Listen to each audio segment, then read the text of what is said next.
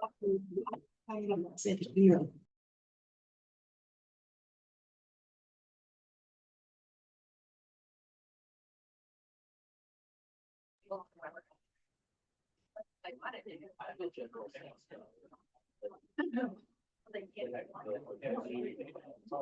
right, good morning, everybody. Thank you for coming.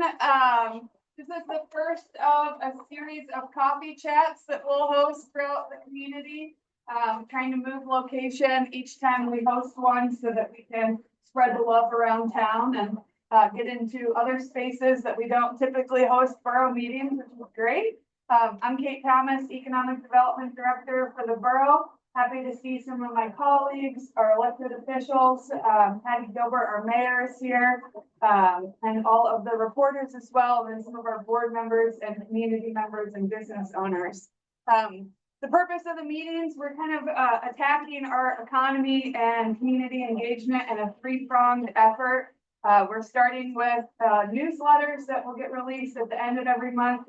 So we're coming up on our third issue, which will be out next week. And then we're running from October to March, a series of coffee chats on the third Friday of every month. Time and location may vary, so keep an eye on that.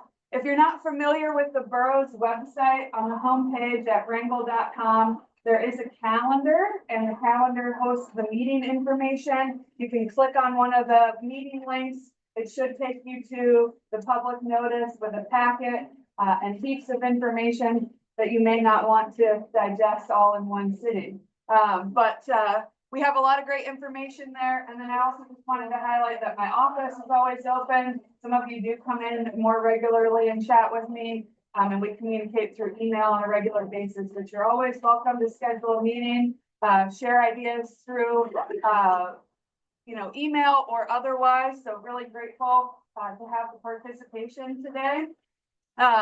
We're going to have Meilani Schijvens from Wrangell Data and Robert Venables from Southeast Conference present on the economic conditions of the region. I thought it was a good start for us to kind of figure out where Southeast is as a whole, where Wrangell fits within that continuum, and then build from there some rich discussion about population retention strategies, growth strategies, and how the borough and the chamber can better serve the business community in Wrangell and attract other businesses through local success stories. So really grateful to have Meilani and Robert here with us today. Following their presentation, which will be about 30 minutes, they'll have an opportunity for you guys to ask questions, and they'll provide as much answer to you as possible. And then we'll have a little bit of dialogue between us. If you have any recommendations for things you want to see from our office or feature contents for discussion, happy to take your feedback in this forum or in any other one. So these are meetings for the community. So the better we can reach folks, the better outcome we have, because we all have stake in the game. So glad to see you guys here. I'm going to welcome Meilani and Robert and allow you guys a chance to introduce yourself and your presentation. And thank you so much for being here. You're on mute, Meilani. Yes, got it. Okay, let me try again. Hello, and thank you so much for having us. So what we're going to do is we're going to just run through, or I'm going to run through the Southeast Alaska by the numbers presentation, and then we have Robert Venables on too, the Southeast by the numbers is a project that we do every year for Southeast Conference, and so Robert will be here as well to answer questions. And I did tell him 9:15. Robert, are you on? Yes, I am. Good morning. All right. Well, why don't you take a second to introduce yourself before we get going? Okay. Well, for those that don't know me, I'm Robert Venables. I'm the executive director for Southeast Conference, and excited to work with the Wrangell Chamber. Really, the information you're about to see that Meilani will walk through has its roots and bases in a lot of the information that comes out of the business climate survey that many of you participated in through the Wrangell Chamber. And we really appreciate that interaction and that input, and it helps us to accurately describe what is going on in the region and what the priorities are, what the investments are, what the business climate is, because at the heart of what we do, we're trying to build healthy, sustainable, vibrant communities. So we'll get into a little bit more of the details of that after you see the deep information that Meilani Schijvens will be sharing with you, and look forward to your questions afterwards as well. So good morning. All right, and with that, let me share my screen.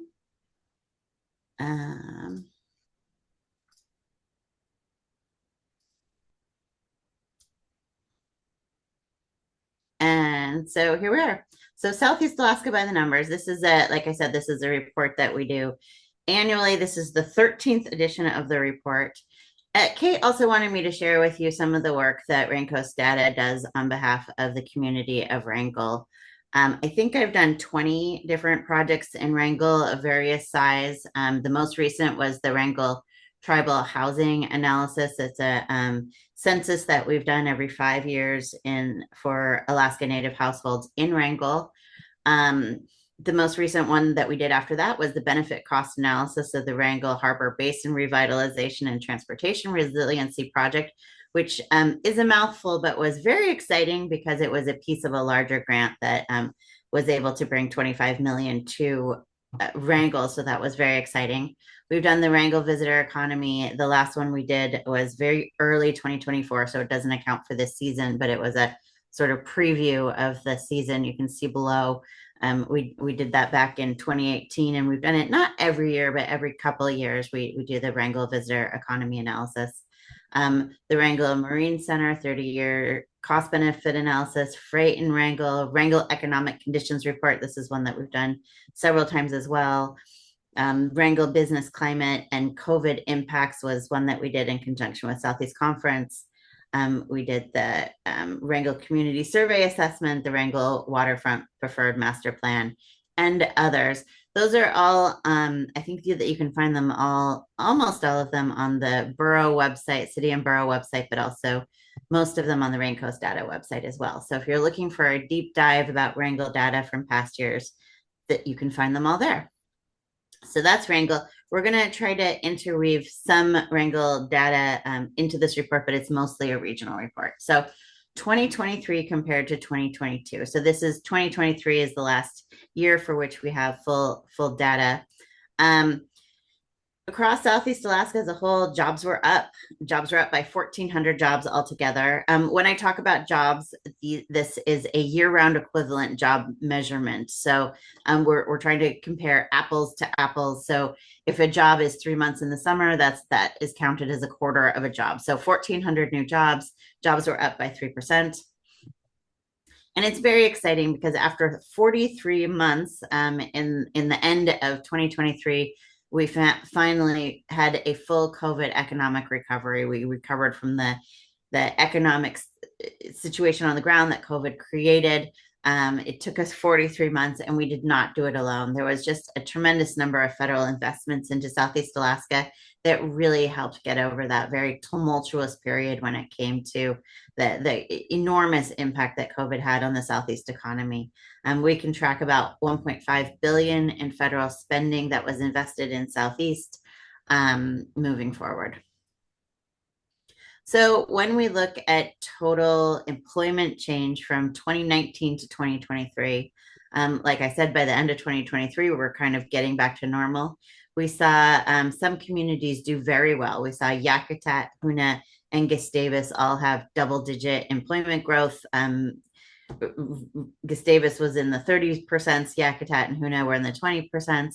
When we look at the three communities that struggled the most, we saw Hyder losing 19% of all of its jobs from 2019 to 2023, and Goon losing 13% and Wrangell losing 9%. So Wrangell was one of the communities that has struggled the most since 2019 in the region.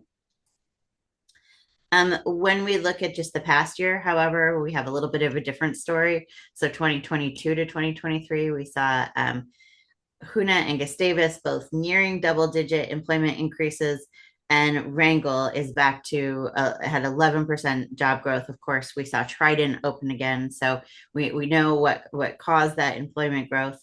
But we saw Haines, Wrangell, Hyder with 11% employment growth each, and then Cluckwan and Skagway with again double-digit employment growth. Only two communities continued to lose jobs in 2023, and that was Angoon and Metlakatla. And when we look at the communities that gain the most jobs per community, we saw Juneau gain 400 jobs, Ketchikan 320, Skagway 140, and Wrangell 75 jobs, one of the highest job gains by count in the region. When we look at wages, wages were also up in Southeast Alaska. We saw an increase of wages of 120 million across the region. That's a 5% wage growth. And when we look going back to 2019, we we understand that there's been enormous inflationary pressures on the region on wages in the past several years. So we would have expected to see a 14% in wage growth just based on inflation alone, and we saw an 18% wage growth, which meant that wages were growing at faster than the rate of inflation, and that we saw 100 million more in wages on the ground in Southeast Alaska than we would have expected to see just by the growth of inflation alone. Where we saw the most significant wage increases were, and this is by total percentage, not each person's average wage, but by total wages paid out in those industries, that we saw the largest increases in mining, healthcare, tourism, construction, and the professional services sector. And we saw declines in timber and seafood, and we'll talk a little bit more about seafood as we move forward.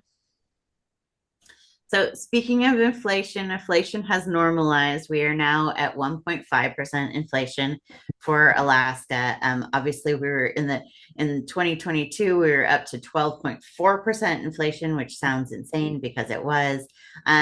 Just as a reminder, the inflation going down doesn't mean prices are going to go down. We don't want deflation. That's bad for an economy, but it does mean that the prices are not going to go up anymore. Our regional GDP is up significantly as we moved out of COVID. And then this is, I think that this slide does a good job of sort of representing the total economy of Southeast Alaska. We had 46,000 jobs, 2.8 billion in total earnings. You can see that, especially when you're looking at the earnings side, you have all the pieces of the pie chart that are just about similar. The visitor industry is 13%, seafood is 8%, healthcare is 9%. And remember those numbers because we're going to move to the next slide. And this is the Wrangell economy. And so this is not from 2023. This is from 2022 because this was the last time this is the last time I did this on behalf of Wrangell. So in Wrangell in 2022, there was just over 1,000 jobs, 1,045 jobs. This was a visitor sector report. So I pulled out the fact that there was 105 visitor sector jobs and total earnings of 50 million. And when you see, looking at the wages side, we see seafood was 20% of total wages in the community. In 2022, healthcare was 22% of all wages. Your visitor sector was 7% of all wages. Local government was 14%. Retail trade was 8%. So a little bit of a different economy than when you look at Southeast Alaska as a whole. But obviously, we're going to need to redo this for 2023 at some point. When we look at the business climate in Southeast Alaska, this is the report that Robert was referring to. So this is a survey that we do every spring across Southeast Alaska. This last year, we had 440 business leaders from across Southeast Alaska participate, representing 11,000 workers in 25 communities in 22 different sectors. And this is the first question we have is sort of a spot check. How do you feel about the overall business economy right now? 67% of business leaders were positive about the Southeast Alaska economy. Well, about a third were negative. And that puts us at the second best business climate since the survey started in 2010. We had the best business climate was reported by those in tourism and finance, and the worst business climate was reported by those in seafood and in timber. Wrangell, we had a very, very good participation from businesses in Wrangell. We had about 39 businesses representing about 145 different workers in Wrangell in 12 different sectors. And it had a much lower positivity level regarding the business climate. About half of Wrangell businesses said the business climate was good, and about half said that it was poor or very poor. Across Southeast, going back to the Southeast, the outlook was also very solid. About a third of Southeast Alaska businesses said that their business or industry is going to get better or even much better over the coming year. 68% were positive, about a third were negative. When we look at outlook by industry, we see our Alaska Native organizations have the most positive outlook. They're the most optimistic, followed by our nonprofit sector, our tourism sector, and our health food sector. And when we see the sectors that have the least amount of positivity, that includes our seafood sector and our timber sector. And of course, those have enormous impacts on Wrangell, followed by our transportation non-tourism sector. When we look at positivity by community, Hoonah is leading the charge. Half of Hoonah business leaders feel that the economic outlook for their business or industry is going to be better over the next year. About half of business leaders in Skagway and Ketchikan feel like their economic outlook is going to be better or much better over the coming year. Wrangell has the least amount of optimism. I won't say the most amount of pessimism, but the at least lower amount of optimism with half of Wrangell business leaders saying that the economic outlook is going to be negative, worse, or much worse over the coming year. And what we really found when we're sort of looking at the economic outlook by community altogether is that the communities that have the best economic outlook right now are communities that have large cruise ship ports. And communities that don't really bring in large cruise ships to their communities. Wrangell saw 3 large cruise ship visits this past year.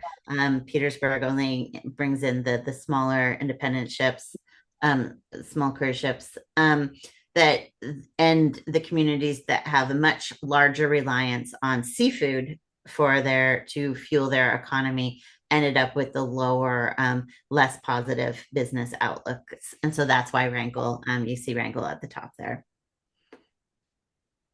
Moving on to a more positive story, we did ask all of our business leaders about the quality of life, and Wrangell had one of the 5th highest quality of life compared to any community in Southeast Alaska.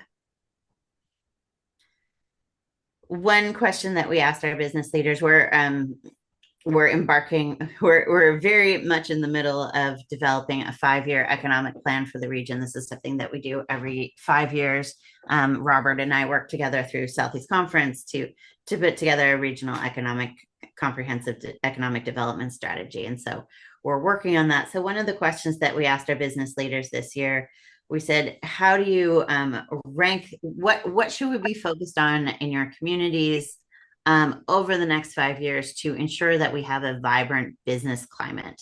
The number one answer was housing initiatives, followed by attracting and retaining a workforce age population, followed by transportation and the development of a state fiscal plan. So this is, I think, really good in figuring out where we need to focus on. And I didn't do a breakout for Wrangell, but I can look at what Wrangell business leaders had to say later and give that to Kate. One thing that we like to weave through in this presentation is the voices of the business leaders. I very quickly put in some Wrangell comments, so I didn't get to all of them, but one of the Wrangell comments is fishing and logging have gotten worse over the last few years. When there is poor fishing and logging, no one has money to spend. I'm going to go through the Southeast Alaska sectors, starting with tourism. There were 8,300 jobs in the tourism sector. And again, that's that apples to apples annualized tourism or job numbers. So in 2023, we saw 500,000 more people arriving. in Southeast Alaska. And I want to say by air, cruise, and ferry, but of course, we had fewer people arriving in Southeast Alaska on ferry in 2023 than we did in 2022. So it's really just an air and cruise number, and it's mostly led by the cruise sector.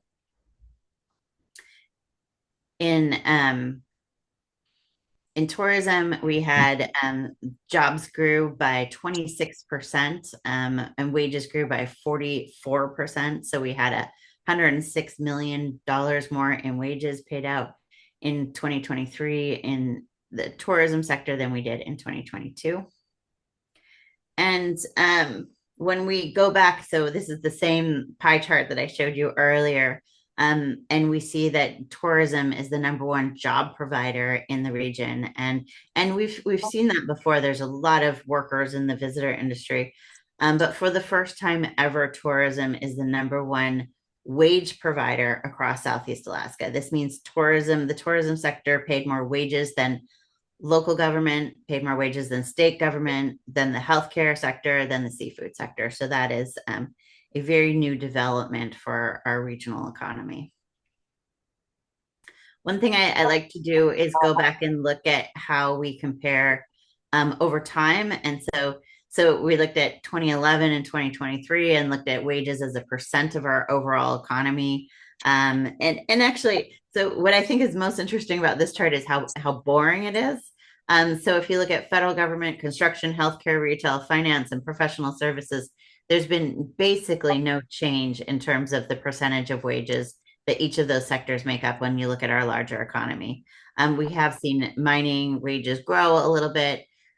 Seafood is not 11% like it was in 2011, but it was 11% in 2022. So we just had, kind of a tough seafood year in 2023. But the two major changes that we see state government going from 15% of all wages in the region to 11%, and tourism going from 8% of all wages in the region to 13%. So we're seeing this switch between tourism and state government as our top wage provider in the region.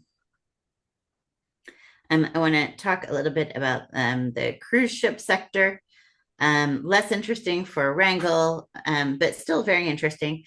So we saw 1.68 million cruise passengers come to Southeast Alaska in 2024. We've got 2 ships left, but I'm just going to call it. We know how many people are on those ships. So that's just a hair. We had 1.67 million last year, 1.68 million this year. So just a hair more than we had before. Here's the total count. You see that when you look at those small cruise passenger ships, those account for 0.5% of the total number of cruise visitors coming to the region.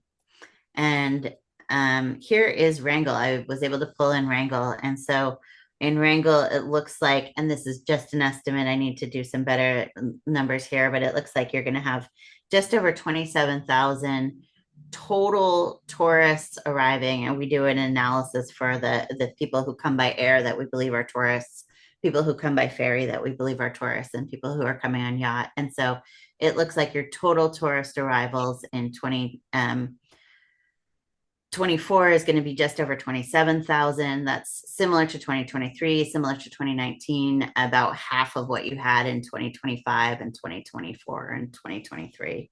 And of course, the projection we know in Wrangell was for more cruise visitors, but we had American Queen Voyages go bankrupt, and several mid-sized ships changed their port call from Wrangell to Klawock in 2024.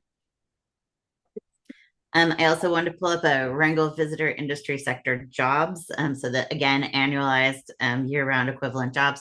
There's always been just about 100 tourism jobs in Wrangell on this annualized level. I haven't crunched the number for 2023 yet, but going into getting that data, we were assuming it was just going to be a hair higher, 110 jobs in the tourism sector.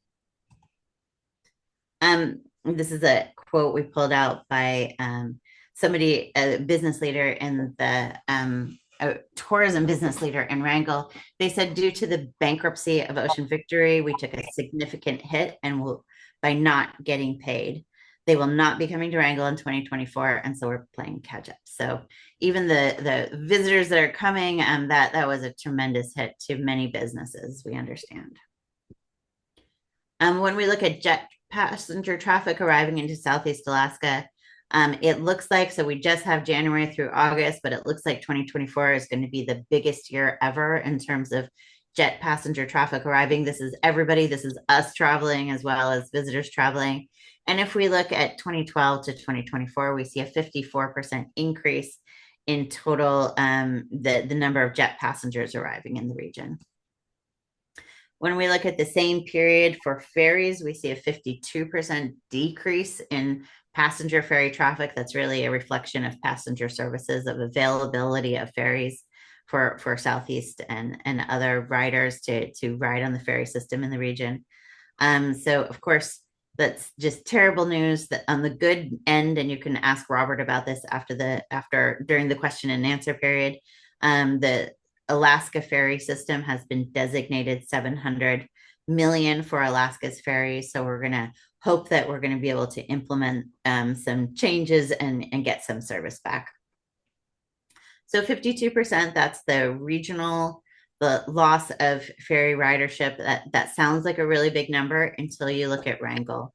And in Wrangell, you have lost 83% of your ferry service in the last 10 years. And that has just been an enormous hit to the Wrangell economy. There's no way to overstate how big of a hit that's been to the overall Wrangell economy, and it is absolutely part of your economic lack of optimism as you look at your overall economy. This is not a Wrangell specific, but somebody in the transportation non-tourism sector said, hiring is very difficult. There's not enough skilled workers. Alaska's failing to develop workers. Looking at seafood, 3,600 jobs in Southeast Alaska altogether. We haven't done a breakout of Wrangell seafood economy for a couple of years, so I didn't bring those numbers in. But one thing that we see across the region is that we actually had a great catch last year in terms of pounds landed. It was the biggest catch in Southeast Alaska in more than a decade. We have to go back to 2013 to see a year when we had a catch that was as big as that. But we saw the total value of the catch decrease by 20%, even though the total pounds landed was significantly up from 2022. So we saw a $66 million decrease in the total value of pounds landed in 2023 for a 20% decrease, despite it being the biggest catch in pounds since 2013. And of course, in Southeast Alaska, we're not just catching the fish, we're also processing them. There's the value-added seafood processing. That value is down by 34%. So it was 508 million, which is still a very big number, but really, really down from the year before. And all of this hits Wrangell very, very hard. I'm not going to talk exactly about the seafood challenges facing the region. They're global in form, so it's nothing that Wrangell hasn't done beautifully, or nothing in Alaska or the region that we're doing wrong per se.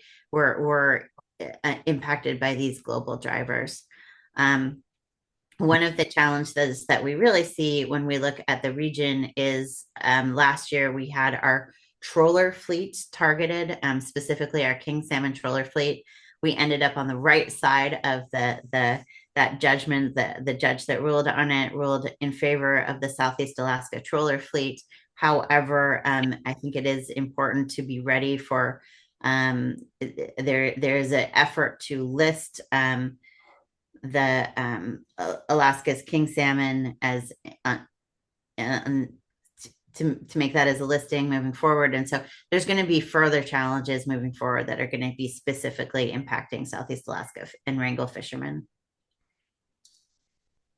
This was a Wrangell business leader responding to our survey in the spring of 2024. They said seafood is experiencing a perfect storm of economic circumstances. All economic factors are peaking in the wrong direction. We do have some early numbers from 2024. This is just salmon. We're waiting for all of it. And so the good news is that the prices are up, the values are up slightly, but the bad news is that the catch is down significantly. You know, when we look at pink salmon, obviously odd years are the lower years. So when we look at pink, we're looking back 2 years, and it's about even with where it was 2 years ago, which is great for Alaska, because in the rest of Alaska, the pink salmon catches are just way down. So we're doing better than the rest of Alaska. Moving on to healthcare, obviously a very big sector for Wrangell. We had 3,900 healthcare jobs in Southeast Alaska, up 88 jobs from the year before. Wages were up by 24 million, and 9% wage increase. There's 4 employers, including Search, which you have in Wrangell, that make up 2/3 of all healthcare workers in the region. And I always love to show this slide. This is all workforce earnings. So we just learned that tourism is now the number one wage provider in Southeast Alaska, and healthcare is the number one wage provider in Alaska as a whole. So 12% of all wages in Alaska are healthcare wages. That's bigger than the military. That's bigger than tourism, oil, and mining combined. When we look at healthcare wages in the region, we see that over the last 10 years, we've had a 79% wage growth, and that's just very, very significant. Find another one. And just a quote about healthcare from one of our healthcare business leaders. They say the labor pool is our bottleneck. Pool is an oxymoron. It is a dried up mud pool. We cannot afford to continue to raise wages. In our mining sector, we had over 1,000 jobs in our mining sector, 1,060, up 59 jobs in 2023, and wages up by 12%. We've got 3 operating mines in Southeast Alaska, 2 out of Juneau and 1 out of Prince of Wales. Amazingly, the average price of gold is now at $2,700 an ounce, or just shy of that, which is the most, it's an all-time record, growing by 27% just this year alone. And so very interesting to see that. And obviously that'll be good for mining in the short term. One of our mining business leaders told us, they said, the forecast for mining in the near term is positive, with high metal prices and solid production. However, the industry continues to be challenged by the shortage of skilled labor. In our construction sector, we had 2,100 jobs, up 72 from the year before. Wages were up by 9%. And so we have seen that in Southeast Alaska, we've done a good job of getting those Infrastructure Act awards in the region. In Wrangell, I combined the 25 million for your raise grant into that number. So Wrangell as a whole has gotten about 30 million in federal money for construction. But all of these awards are competitive. There's other states and other communities across the United States that wants these dollars too. So kudos to the team at the City and Borough of Wrangell for putting together really competitive grants to go after and get some of these funds. We've seen Wrangell get a couple really competitive awards in the last couple of years. We did see the state failure in STIP to put together, to follow the federal guidelines, to put together a good application to get our STIP money. And this will affect us not just now, but down the line. So we need to make sure that we're going after that money. This infrastructure dollars we don't know the next time they're going to, such a large amount is going to be on the ground. We need to keep after them. So again, kudos to the city and borough for the good work they've done in that area. A quote in our construction engineering sector is, the lack of employees is crippling residential construction. Our businesses continue to be negatively impacted by the lack of a meaningful state of Alaska capital budget. In our government sector, we are up by 134 jobs. Wages are up by 6%. When we look at where those government jobs are up, we see tribal government jobs leading the way. We added over 100 tribal government jobs in this last year. municipal jobs up just by almost 50, federal jobs up by 25. The state, of course, continues to shed jobs. When we look at Southeast Alaska as a whole, 27% of all jobs are government jobs, and about a third of all wages are government wages. Speaking of the state of Alaska shedding jobs, it's continued to shed jobs for 12 years in a row. We've lost 1,400 state jobs. A quarter of all state jobs have been lost in the region. In the last 2 years, we've lost another 200 jobs in Southeast, while the state has added more than 1,000 jobs outside of Southeast Alaska. So they're adding jobs. They're just not hiring in Southeast. When we look at our social services sector, this is a quote from our social services sector, again, not Wrangell specific, but I think it does a good job of laying out what is going on in social services. The person said, we're a nonprofit that used to be supported by the state, but are no longer. The COVID money is running out and we are forced to lay off people and reduce services. And we see this exact type of sentiment across the region, across the state. The social service sector was kind of in trouble before COVID happened. When the pandemic happened, there was a lot of federal money that went to social services groups to provide support during that critical period. And as that money goes away, we don't see funds replacing it. So this is something I worry about. So I'm just shining a spotlight on it. We have about 1,240 social service jobs in the region. And the other reason I worry about social service jobs is, like, you look at the average annual wage in Southeast Alaska, it's 60,000, just over 60,000 a year. It goes up to 126,000 in the mining industry, 80,000 in healthcare, 80,000 in construction. But social services is at the very bottom at over 37,000 a year. And so having that level of wages is going to make it really difficult and to attract anyone at this point, to attract and retain anyone, but also those high quality workers that we really need in the social services sector. So a spot check for 2024, we don't have these numbers yet, but just looking at July, July was up by 400 jobs. We saw increases in tourism and construction. We saw decreases in seafood processing. As you know, because you're all from Wrangell, when we see declines in seafood processing in even years, it's something that we expect. The pink run is much lower in even years, so we always see declines in seafood processing in even years. But we also see continued decline in our state government jobs. Moving on to demographics. In 2023, we saw the population of Southeast Alaska at just over 71,000. So that is a decline of 800 people over this last year alone, a decline of 1%. When we look at where those population declines are, we saw Ketchikan leading the way, losing 300 people, Juneau losing nearly 300 people, Sitka losing 123 people, Wrangell lost nearly 50 people in this last year alone. When we look at where population is doing well, we see Pelican added 8% to its population. Somebody pulled me aside after a presentation. They said, that's one family. And they proceeded to tell me all the names of those 7 people in Pelican in the one family.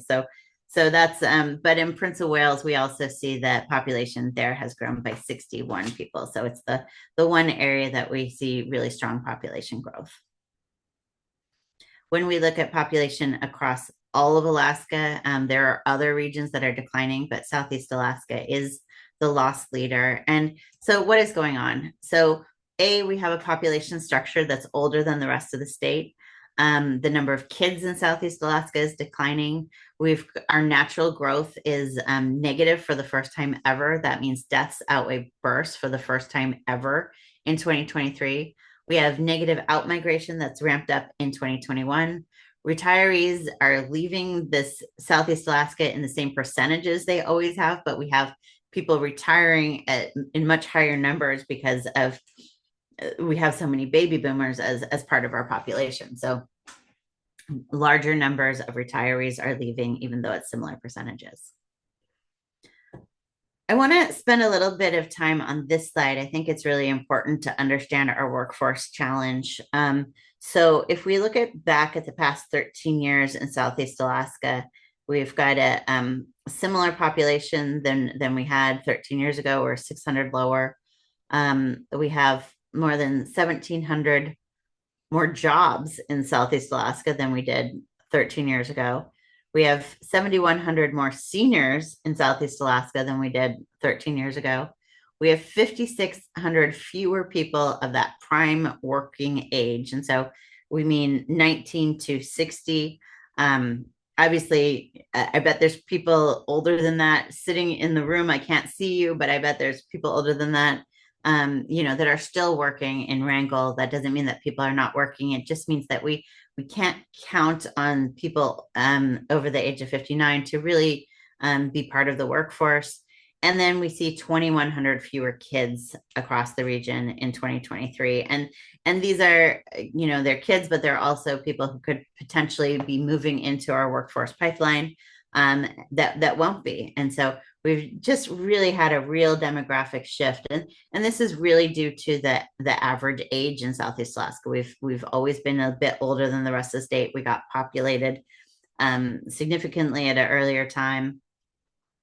And when we look at the 10-year shift in terms of losing that sort of critical workforce age population, Wrangell is at the top. Wrangell has the one of the oldest average ages in Alaska, the oldest age in Southeast Alaska. And so it means that over the last 10 years, Wrangell's lost a quarter of its workforce age population, not because people are moving away, but just because they're aging out of that age cohort, followed by Prince of Wales and Hunan and Nangoon.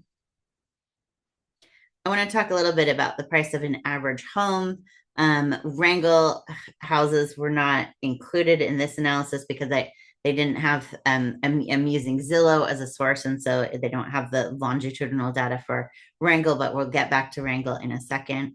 So the average price of a single family home in the region went up through 2022 and it actually is declining a little bit in 2023 and 2024.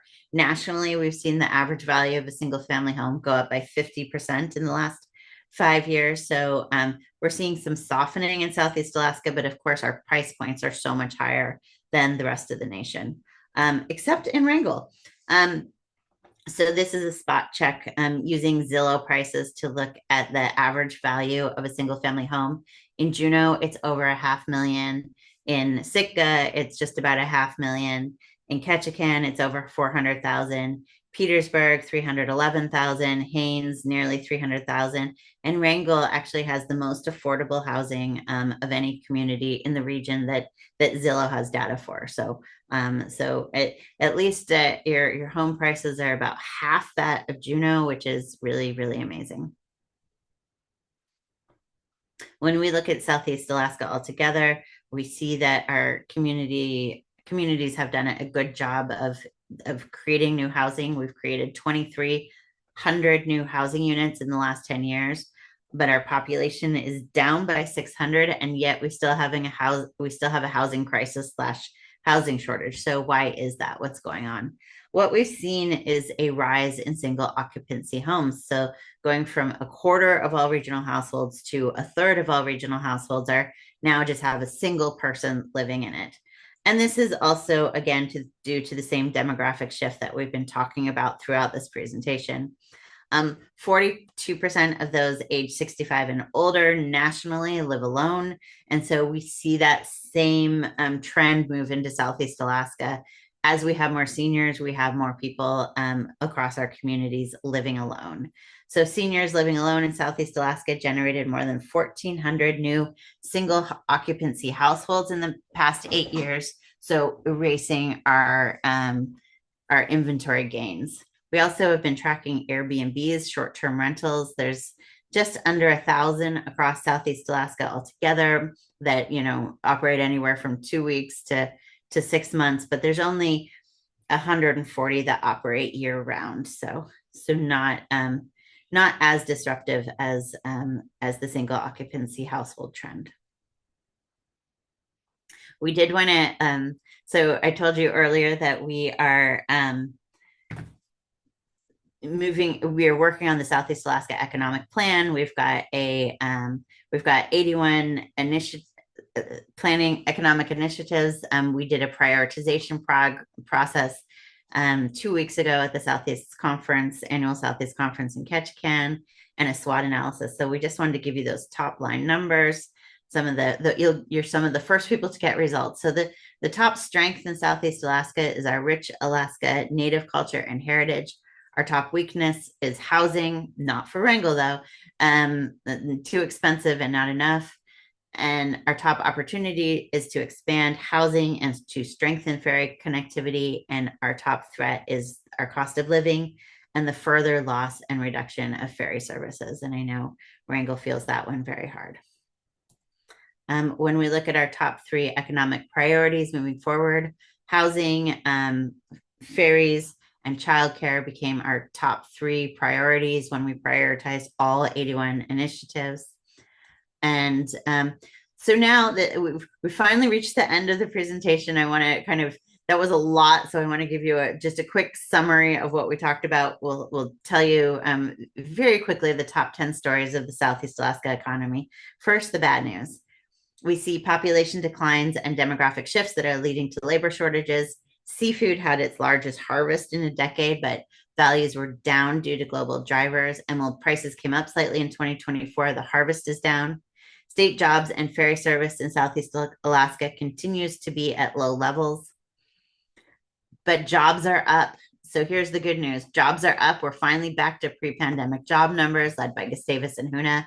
Federal investment has been critical in our recovery. Wages are up. They've been growing at a faster rate than inflation. Inflation is low. GDP is way up.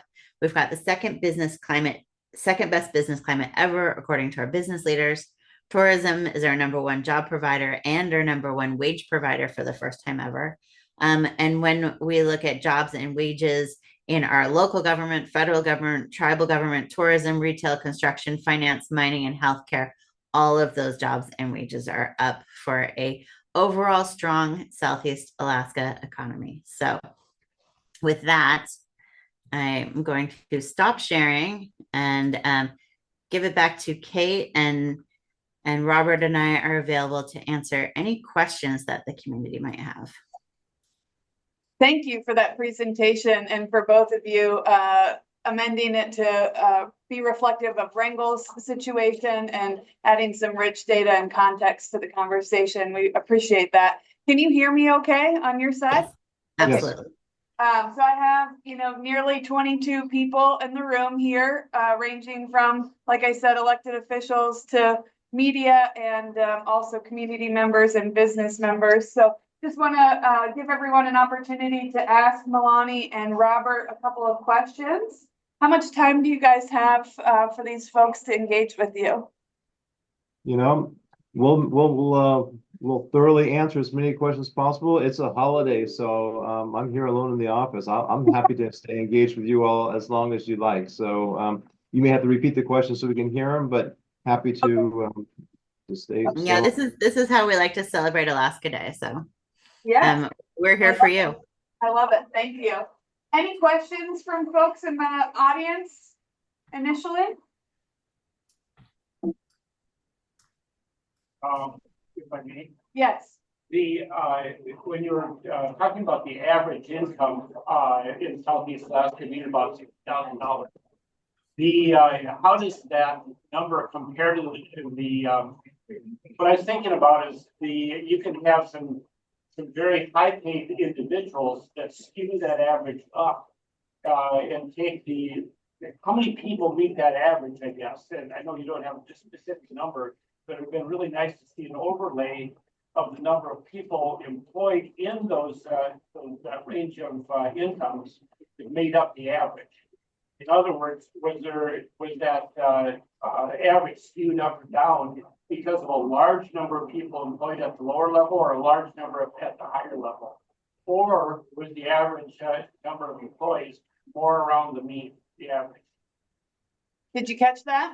Yeah, and I think and that was one of the reasons that we wanted to show the slide that sort of broke it out by sector, because you can see that you have the higher wages in the mining sector, but then we can show the average wages for the mining sector compared all the way down to the social services sector that has those, doesn't have those higher wage earners. I think it's comparable. You know, our average wage is a fully loaded wage, so it includes all of our self-employment and the Coast Guard employment. And so, so, uh, so I don't do that with Alaska as a whole very often. When I do, we're pretty comparable. We're just always just a little bit above the statewide average. But it is when we look at the average wage annually, it increases.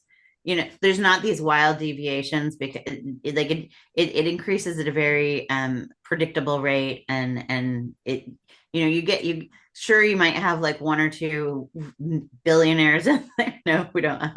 But I mean, especially like when you're looking at people who are making much more higher than that, they're not, that those aren't wages anymore, and so they're not really being measured. Like if you have somebody who's just very, very wealthy, those are usually passive earnings, and that doesn't end up being measured as part of our wage and labor analysis.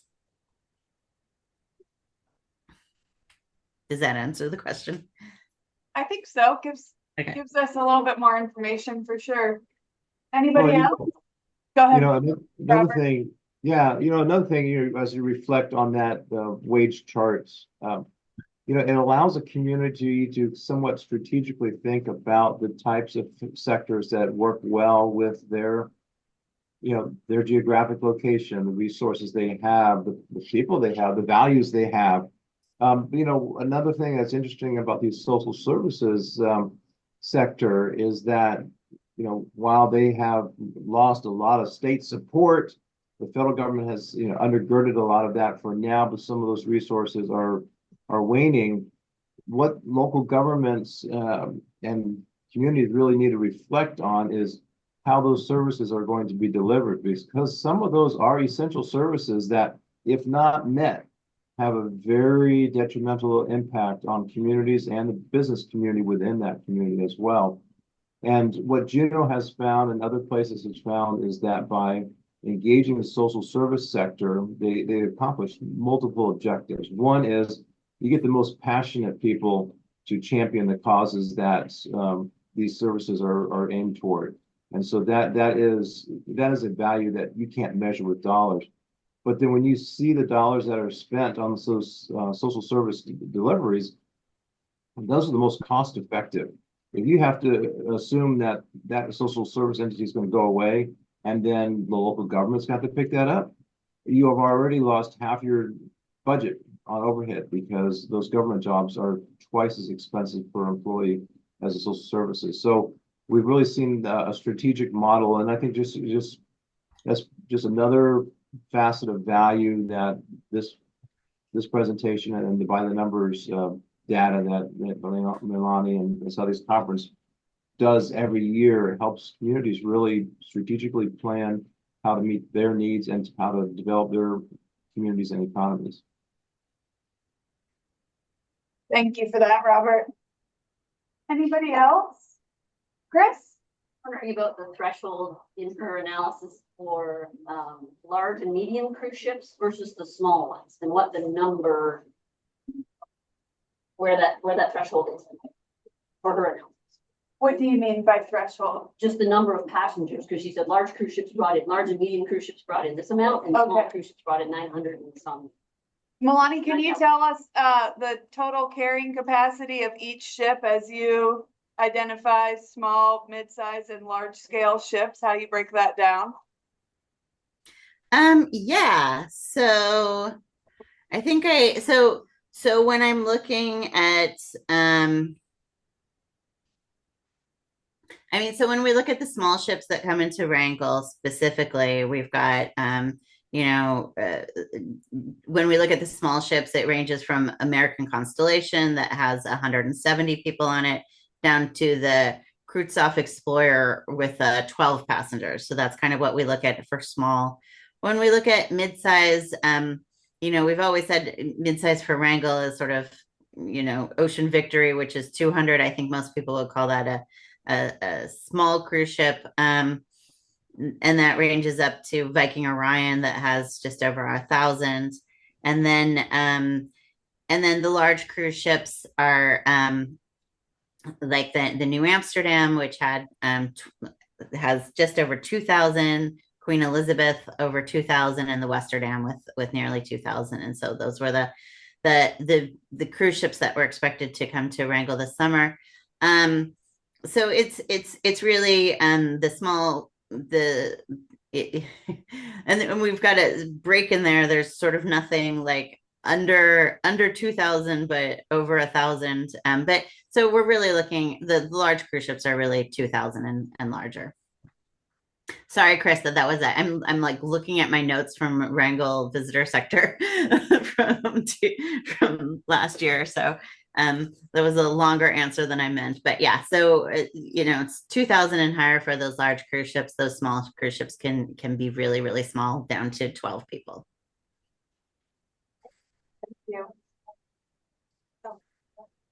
In terms of workforce development and training, do you detect any deficiencies or opportunities and kind of think of it statewide that Wrangell could strategically tap into and provide that specialized workforce training?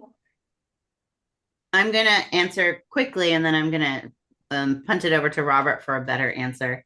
I think right now, when I think of workforce, this is just me personally, my personal opinion, the best thing that we can do in every community is figure out how to lay that red carpet out for our younger families. We just need people, and we need people to move to Southeast Alaska communities, to move here with their kids, younger families, younger people of that workforce age population. It's not so much that there's a deficiency in training as we just have a deficiency of that workforce age population and our younger families. And so that's my short answer. Now, Robert, I'll punt it over to you for actually better workforce advice. Since you defined that as a short answer, let me give you a longer answer. How much time do you have? But Meilani is correct. Workforce development is as hard to define as economic development. It has just the widest of applications and meanings. What it really means is what it really means to you, what it means to your workforce in your community, and what are the skill sets that they need. So, what we're trying to do at Southeast Conference is make sure that the opportunities are well understood and that we can help, support even fiscally if we can, to help make that connection. I think the true goal is to understand what your community wants to develop and how it sees itself. I mean, Wrangell has just such a unique opportunity with that boatyard and maritime expertise that there's a lot of skill sets that go into that. Whether you host those or you just quickly send folks out to come home to work, those are strategies that are more need-based. But the critical need is families, is young families, and we just don't see that demographic returning as vibrantly as we need them to carry on the jobs.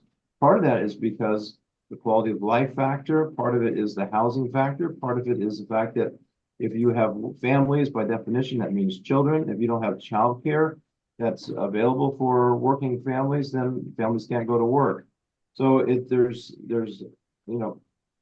it's not complicated, but it's somewhat complex to see these threads that have to come together to really knit that community and economic development strategy for workforce. I was at a conference a few months ago, and a workforce development session, and there was folks all over the room asking for $1 million for this and $1 million for that program and develop these programs. They made the mistake of asking me my opinion. I said, I don't need any of that. What I just need someone that has a good work ethic and a strong pulse that can show up, and we'll train them. So I'm not as obsessed with structured workforce development as I am with structured economies and the workforce that we need. We can train them and put them to work. Yeah. Well, in terms of Wrangell, I was thinking that more a broader picture and to draw people in. if we could provide a training center, we could draw people in. I wasn't thinking of just solely working with Wrangell population. So I just wonder if there's some niche that you detect with all of your analysis that's not being currently met by, like AvTech and other training centers throughout Alaska. Would it be tourism directed, do you think? Would that be the best bet in terms of training? So, Robert doesn't actually even know this yet. So, we prioritized the 81 economic initiatives, and workforce training for tourism was one of our 81 initiatives, and it ranked absolute last in all of our 81 initiatives, and got removed from our economic a plan that we're going to have moving forward, because we asked our employers, we said, do you need tourism workforce training? And they said no, they don't. So I thought that was fascinating. I've been wanting to tell someone that, so thank you for giving me the opportunity to sell. But I just was so interested. It was just by far the bottom of all 81 initiatives, and it made the 81 initiative list. It's not that it's not important. I mean, every of those 81 draft initiatives was valuable and developed by our different committees and our different leaders. But when we look at what's important for making Southeast Alaska dynamic in our communities, increasing the workforce, that was rated as the lowest of all of those options we put together. Well, that was news to me. One final comment on that topic, perhaps. I mean, Wrangell is ideally suited in many ways, with the Nolan Center, with the International Airport, to be a host for any number of workshops or trainings.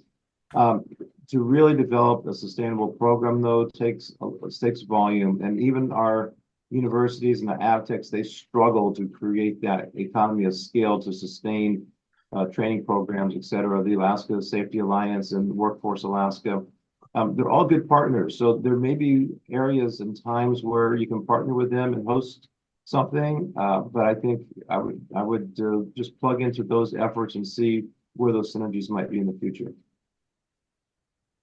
Is it a fair statement to say that there's ample training opportunities in institutions to gain the skills necessary to enter the workforce? It's more or less a population and a people issue more than it is available high-level skilled training opportunity. Yeah, that's a great summary, Kate. We need more people. Yeah. We do. And the quality of life is really high in Southeast Alaska. I mean, the beauty, the recreation. I grew up here. I raised my kids here. I think it is the best place on the planet to raise kids. It's it is an incredible place to live. Like we are doing like the things that we have, nobody else has. It is an amazing place to live. We just have to get the word out. and Wrangell is a little bit more affordable than other communities, especially when it comes to housing. But there's still a lot of housing struggles in Wrangell as well.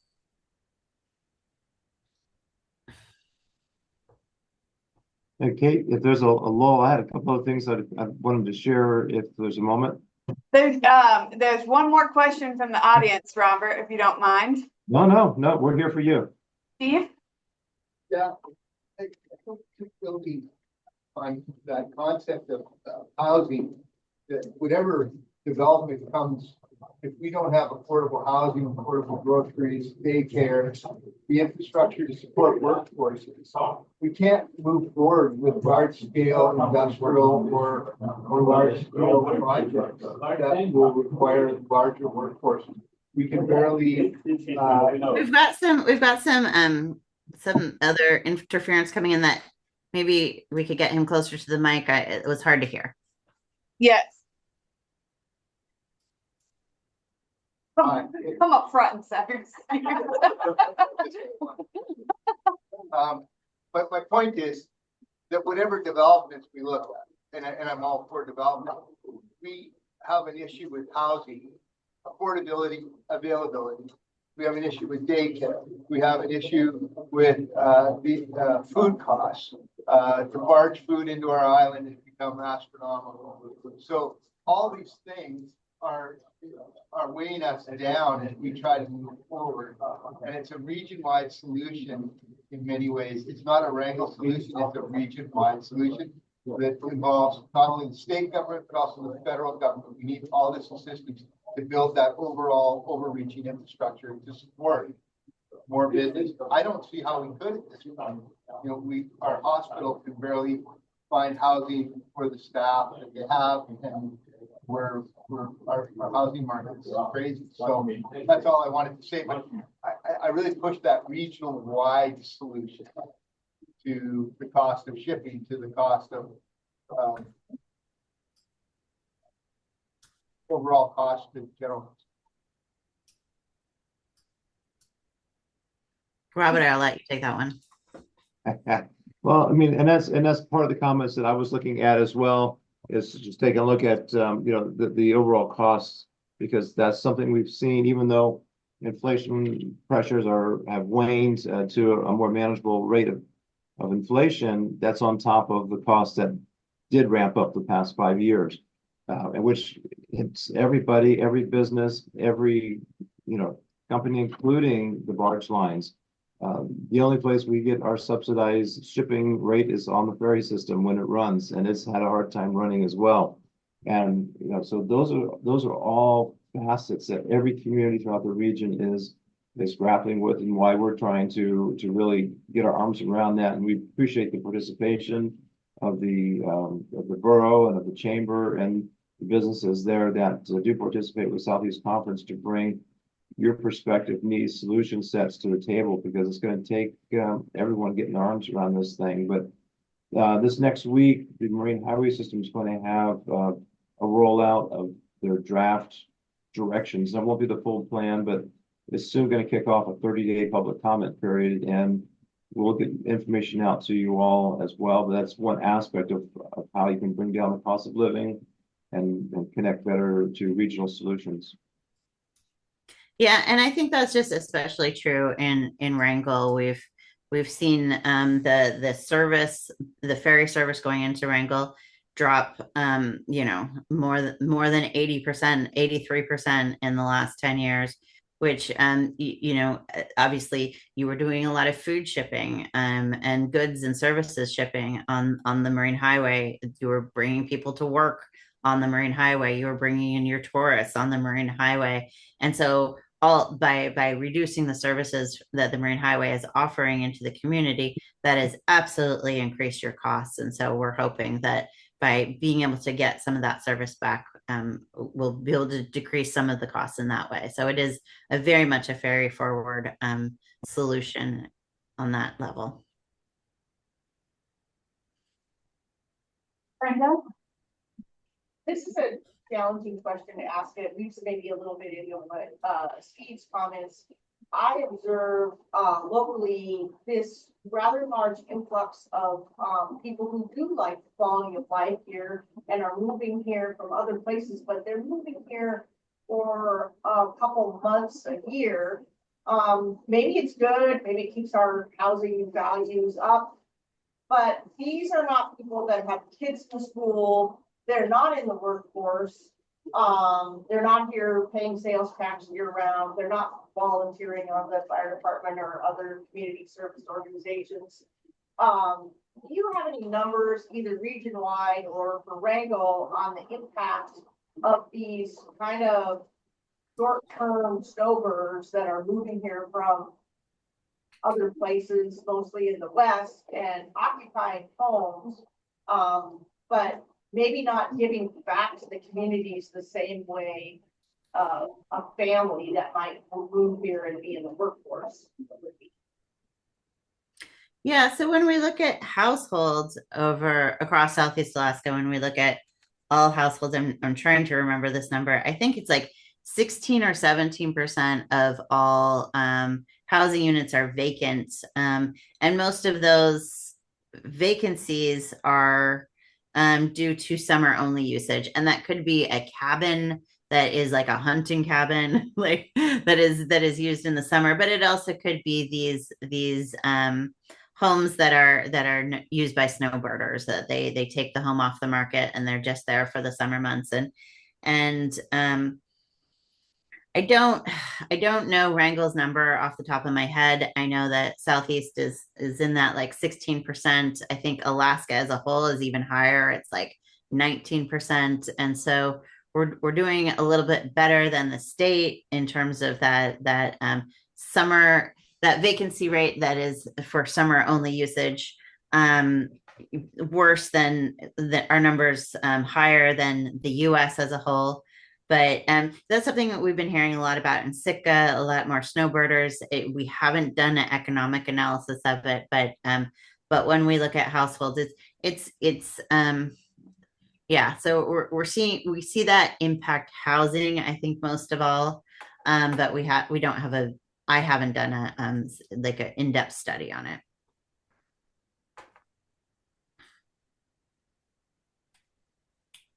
Anybody And else? Questions? Sorry, go ahead, Meilani. I didn't mean to interrupt. oh no, I was just saying, I was just going to hand it back to you. I was like, since Robert's not saying anything, it doesn't sound like he has any deep insights either. Jeremy? Thank you.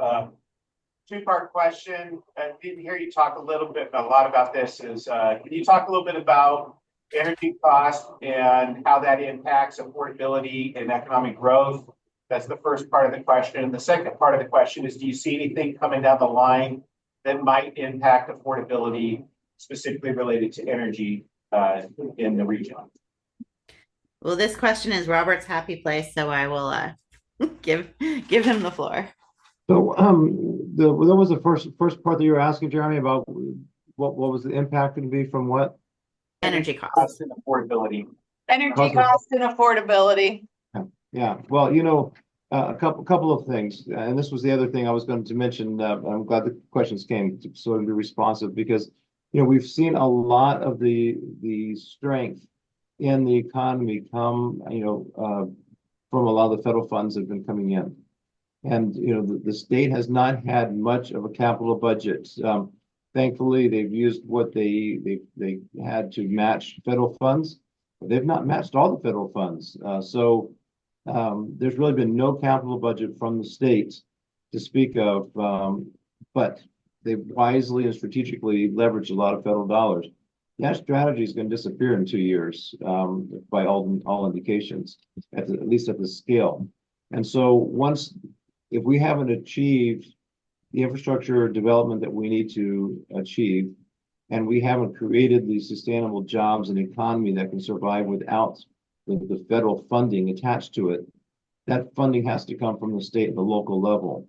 And that could be dramatic. And so I see that as being one of the biggest cost drivers in the near to mid future, is as that dynamic shifts for the underlying cause. If we haven't created a sustainable economy, then we're going to see a lot of pressures on cutbacks on services. If the state cuts back on services, it's not because those services aren't needed, it's because they're out of money, which means that who's going to pick up the tabs? It's going to be the local government. Well, local government doesn't create money. Where do they get their money? They get it from the business community. This community gets it from the residents. So, that's the cost drivers that I'm the most concerned about right now. As we see this transition, we're going after every last dollar we can for all these federal programs that are out there. And something, for an example, like the heat pumps, which brings me back to your original question about energy, is, how do we address these cost drivers that are expensive? And so where we can displace the imported fossil fuels, where we can be more efficient. For those of you, I know Wrangell for a period of time was being asked to go to electric resistant heat. That was not a very wise move. You can do 2 or 3 homes for the same dollar cost and energy generated as you can one with a heat pump. So we have to be strategic about how we utilize our resources, because they're expensive to build.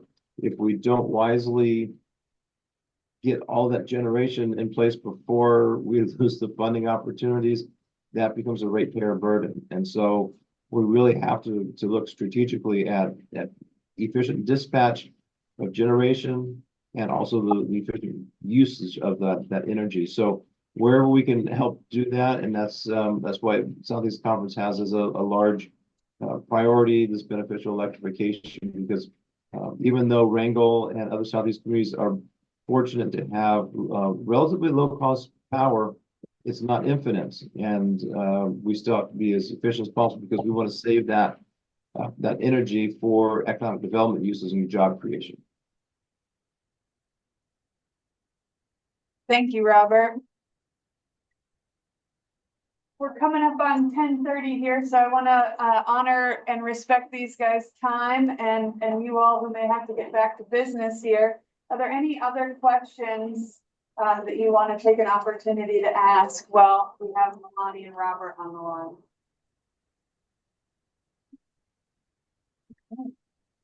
You can find Meilani's report on her website, Ring Coast Data, and also on the Southeast Conference website.